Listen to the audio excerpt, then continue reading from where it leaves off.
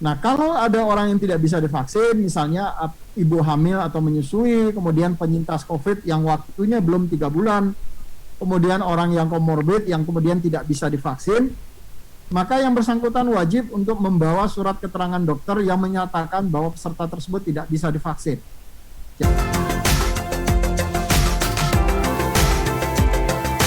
Wabarakatuh. Selamat siang dan salam sejahtera bagi kita semua. Yang saya hormati dan saya banggakan rekan-rekan wartawan yang hadir pada kegiatan konferensi pers terkait dengan persiapan pelaksanaan seleksi calon aparatur sipil negara tahun 2021, baik itu CPNS maupun seleksi kompetensi untuk P3K non-guru tahun 2021. Sebelum kita masuk dalam tanya jawab, saya akan coba untuk share dulu sedikit materi kepada teman-teman semua terkait dengan persiapan pelaksanaan seleksi ini. Yang saya juga banggakan teman-teman dari BKN, Badan Kepegawaian Negara, ada Pak Kapus PPSS, dan teman-teman dari Humas, serta ada Ibu Direktur Infrastruktur Teknologi Informasi, tadi saya lihat ada Kucing, dan rekan-rekan semua. Jadi ini adalah pertanyaan yang sering diajukan ke saya, Pak, kapan sih seleksi itu akan dilaksanakan? Seleksi untuk SKD, baik itu untuk CPNS ataupun P3K non-guru. Dari jadwal yang dulu pernah kami sampaikan kepada teman-teman yang juga melalui press conference, di mana waktu itu kita merencanakan akan dilaksanakan di bulan Agustus ini, akhir Agustus ini. Namun ternyata kita tahu bahwa selama bulan Agustus ini sudah dilakukan beberapa kali perpanjangan terkait dengan PPKM, dan hari ini pun kita sebetulnya dalam kondisi PPKM level 4. DKI sudah turun ke level 3. Nah, rencana pelaksanaan seleksi itu sendiri akan dimulai nanti di tanggal 2 September 2021. Ini adalah khusus untuk titik lokasi yang ada yang dimiliki oleh BKN. Karena titik lokasi yang dimiliki BKN relatif sudah siap semua, baik itu secara infrastruktur maupun jaringan teknologi dan komunikasinya. Kita tahu bahwa pelaksanaan seleksi ini akan dilaksanakan secara daring, jadi secara online maksud saya, sehingga ketersediaan jaringan teknologi informasi dan komunikasi itu menjadi sangat penting.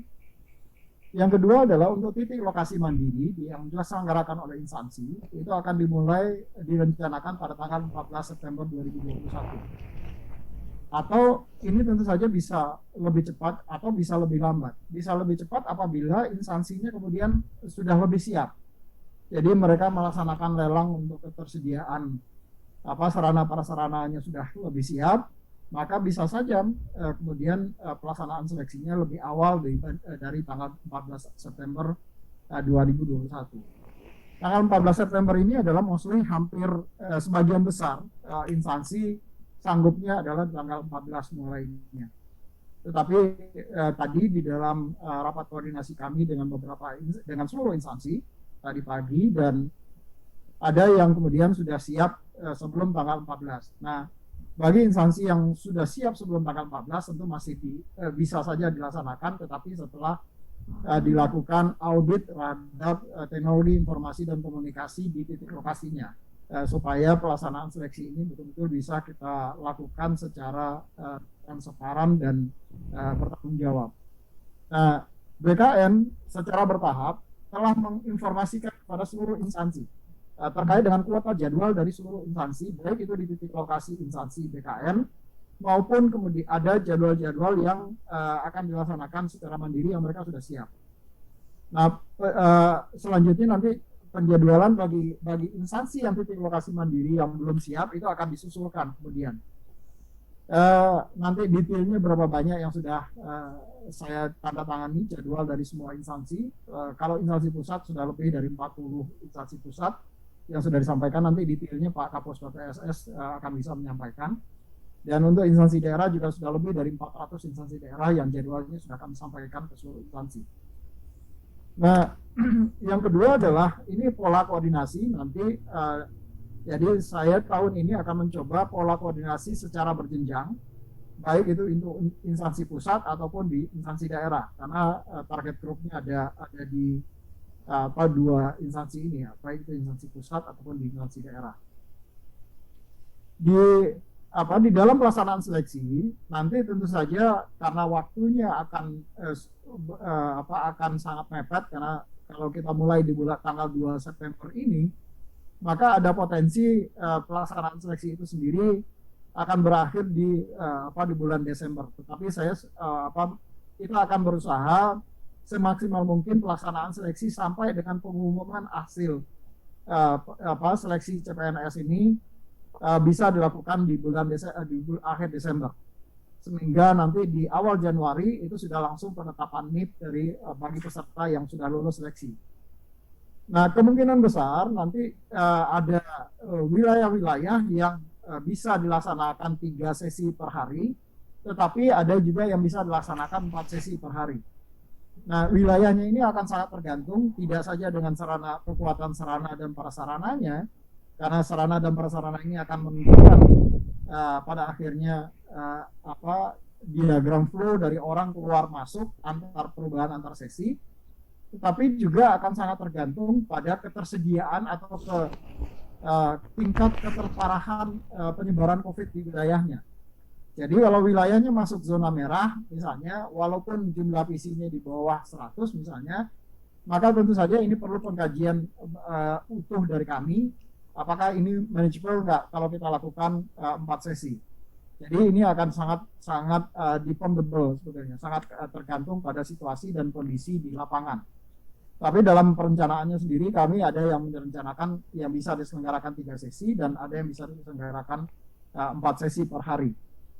Dan bagi instansi-instansi yang kemudian karena kita meminimalisir pergerakan orang antar lokasi, antar provinsi, maka bagi instansi yang kemudian tidak bisa menghadirkan petugasnya di titik lokasi, maka mereka dibutuhkan untuk memberikan surat kuasa penyelenggaraan seleksi ini kepada Badan Kepegawaian Negara yang sudah dicantumkan di dalam Peraturan BKN nomor 2 tahun 2021. Nah, ada beberapa hal yang mereka harus wajib untuk mengisi. Pertama adalah mereka harus mendeklar bahwa dirinya berada dalam kondisi sehat, terutama selama paling lama itu adalah dalam kondisi 14 hari terakhir. Jadi mereka harus mengisi form deklarasi.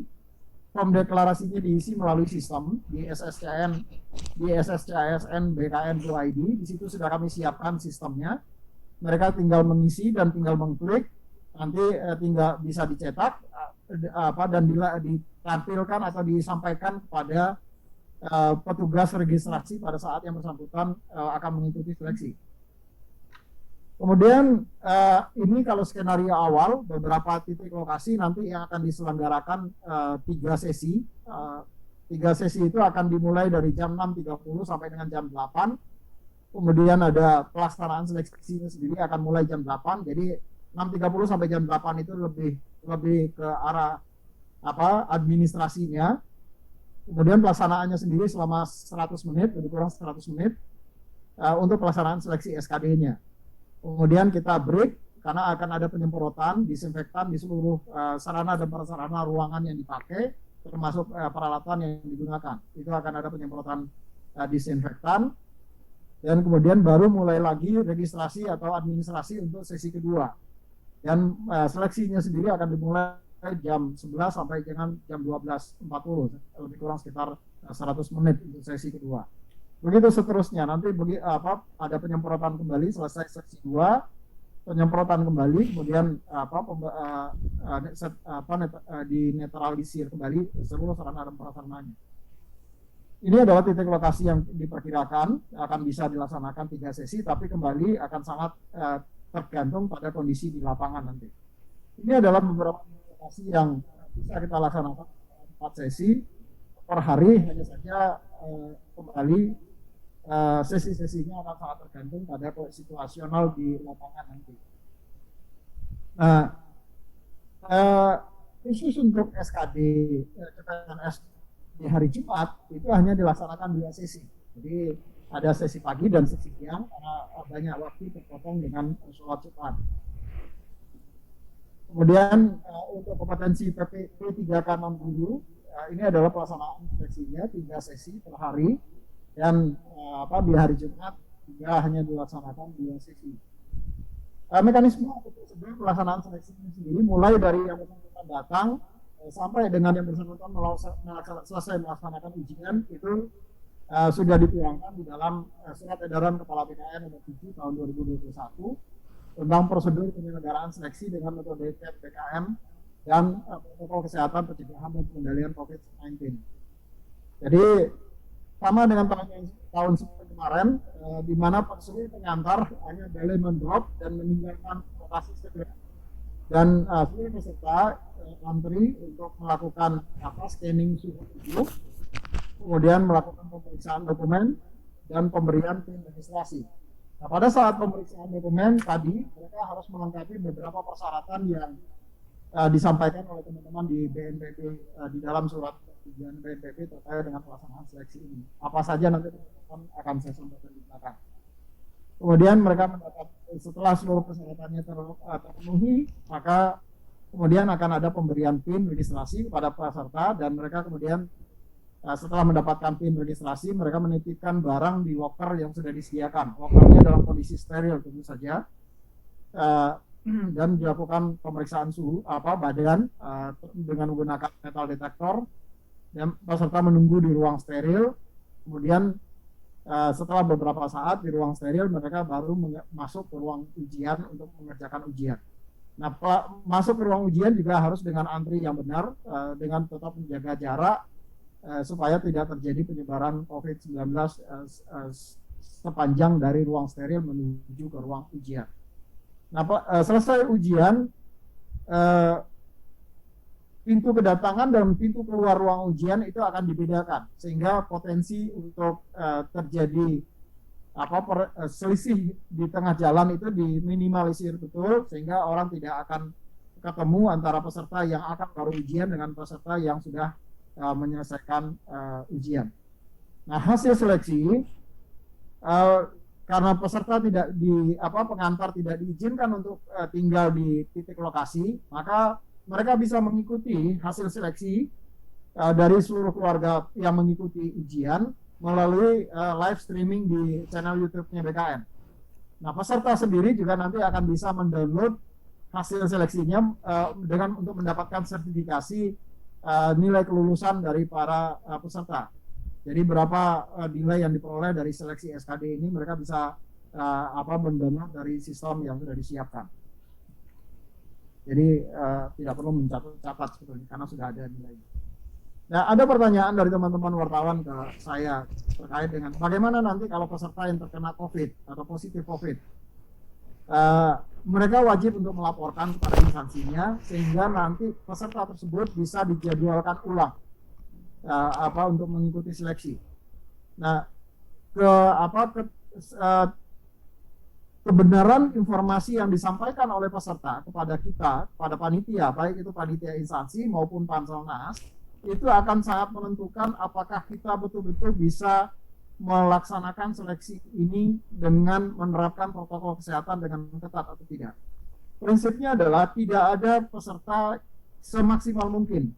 Kami tidak akan merugikan peserta. Jadi mereka nanti kalau memang mereka adalah positif COVID, maka yang bersangkutan akan kita jadwalkan ulang. Atau bagi peserta yang misalnya dia sudah melakukan rapid test antigen ataupun sudah melakukan swab tes PCR misalnya dan hasilnya negatif, tapi pada hari H-nya ternyata yang bersangkutan hasilnya positif. Nah, bagi yang bersangkutan yang sudah terlanjur datang dan begitu dilakukan scanning suhu tubuh dan segala macam, ternyata yang bersangkutan positif COVID, maka yang bersangkutan nanti akan ditempatkan ujiannya di tempat yang sudah disediakan. Ruangannya ruangan terbuka, tidak ada AC-nya tentu saja karena sirkulasi udaranya harus terbuka luas. Dan bagi peserta yang bersangkutan, di setiap titik lokasi kami sudah menghimbau kepada seluruh panitia seleksi instansi, di setiap titik lokasi harus disediakan ambulans. Dan nanti Kalau yang bersangkutan datang dengan menggunakan kendaraan umum, maka yang bersangkutan kemudian harus dipulangkan dengan menggunakan kendaraan ambulans. Jadi mereka tidak diizinkan untuk menggunakan kendaraan umum kembali karena sudah terdeteksi atau sudah positif COVID-19. Jadi supaya tidak terjadi penularan selama yang bersangkutan di dalam perjalanan. Nah, bagi peserta yang harus dijadwalkan ulang karena dia positif COVID, maka instansi wajib untuk membuat surat permohonan kepada Kepala BKN. CQ adalah Deputi Bidang Sistem Informasi Kepegawaian untuk dilakukan penjadwalan ulang bagi peserta yang bersangkutan.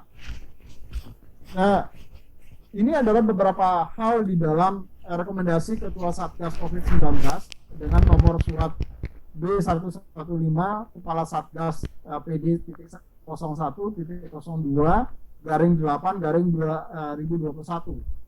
Yang pertama, Ketua Satgas mewajibkan semua peserta harus melakukan swab test, rapid test PCR dalam kurun waktu yang masa berlakunya adalah 2 kali 24 jam. Atau rapid test antigen yang kurun waktu berlakunya adalah 1 kali 24 jam dengan hasil negatif atau non reaktif.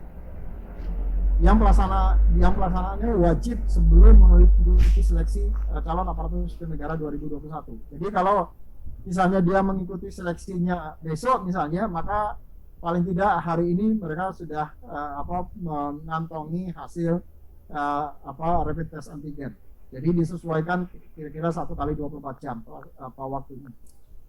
Kemudian seluruh peserta diwajibkan untuk menggunakan masker 3 lapis atau 3 play dan ditambah dengan masker kain. Jadi ada double masker. Karena kita tahu dan sadar sepenuhnya bahwa varian Delta ini tingkat penyebarannya luar biasa cepat, dan menurut press conference teman-teman WHO yang kami baca, kalau COVID yang varian pertama, varian Alpha, tingkat penyebarannya masih membutuhkan waktu sekitar 15 menit.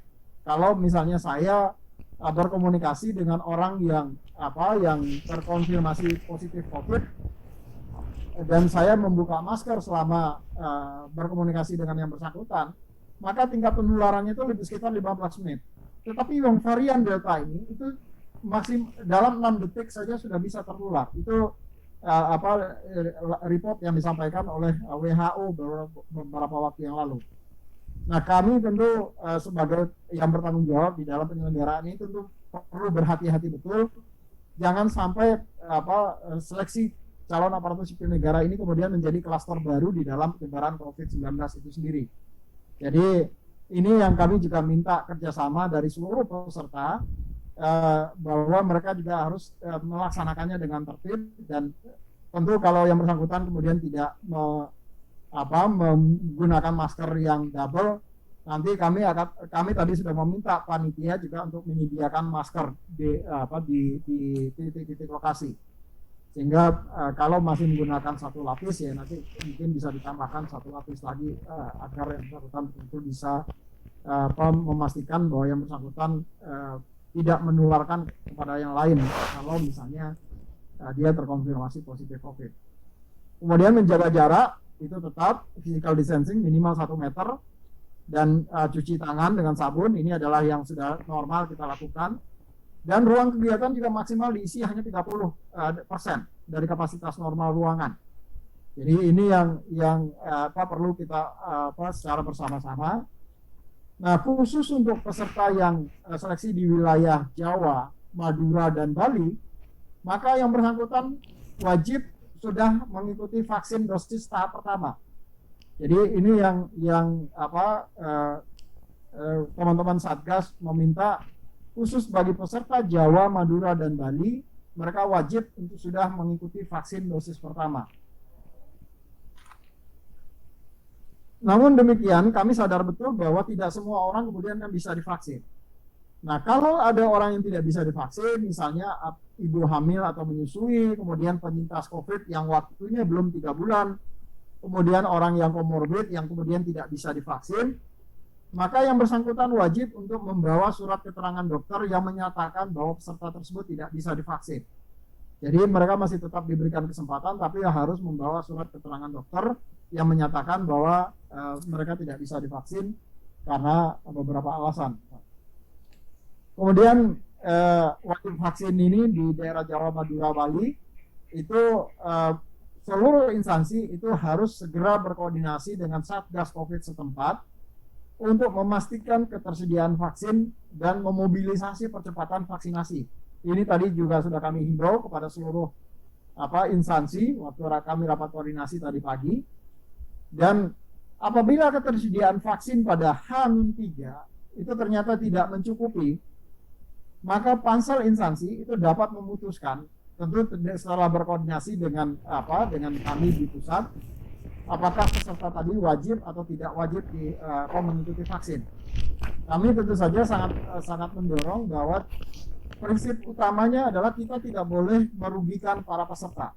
Jadi ada memang kebijakan pemerintah yang harus kita penuhi, kita laksanakan secara bersama-sama, tetapi juga pelaksanaan agar upaya untuk mencegah penyebaran COVID ini betul-betul bisa kita minimalisir, maka kerjasama dari semua pihak tentu sangat diharapkan dalam hal ini. Jadi bagi instansi-instansi yang kemudian ketersediaan vaksinnya di wilayahnya sangat rendah sehingga diperkirakan tidak mampu mencukupi kebutuhan peserta, maka mereka bisa bersurat dan nanti akan kita putuskan apakah peserta tadi wajib atau tidak wajib vaksin. Ini yang tadi juga sudah kami himbau kepada seluruh instansi. Itu mungkin beberapa hal yang dapat kami sharing sebagai